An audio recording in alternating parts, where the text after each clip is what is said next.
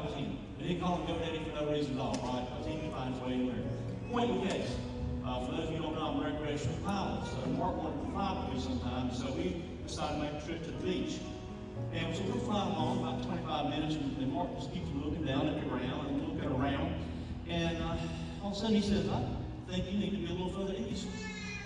And I looked at him like he had two heads, and he said, well, I said, how do you know that? He said, well, you should be north of 38, and we just passed the four-way circle before we get to Bennettsville. And I'm like, we're 4,500 feet there. How do you see a road sign? Well, it's Eagles and the Go-Go's. We did that song Dressed Like Girls in front of 800 people. Me and Mark and Tim and several of the folks. It was one of the highlights. My kids have heard that story a million times. Mark and Johnny and Uncle Connie and I decided to go camping one night. And it was in a cow pasture. But it made all the sense because we want to be real cowboys. Now we're grown men now. We're not like teenagers. We're in our 20s working at the sheriff's office. We decided we're going to go camping in a cow pasture.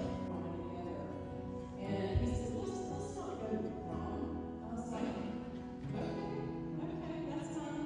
Never thought anything else about it. We all went and ate and had a good time and everything. Well, never asked me out again. Several years later, I was talking to her over at Prayer Mark's house. I said, you remember we went to that prom? He goes, oh my gosh, that was the ugliest dress I've ever seen.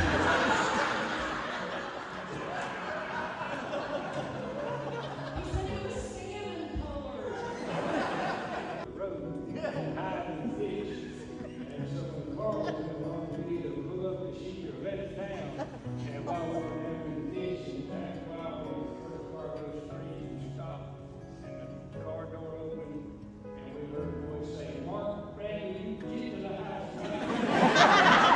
Funny, and he was sneaky and a jokester. He used to get in trouble at home for hiding behind a dresser and scaring me and Sarah, and Mom would get so mad at him.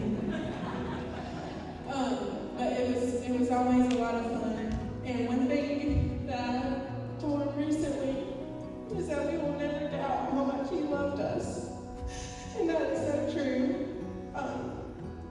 He loved us and he loved his friends and his family a whole lot.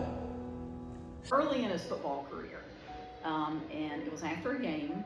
He still had his football pants on, was carrying, they carry their helmet and the pads.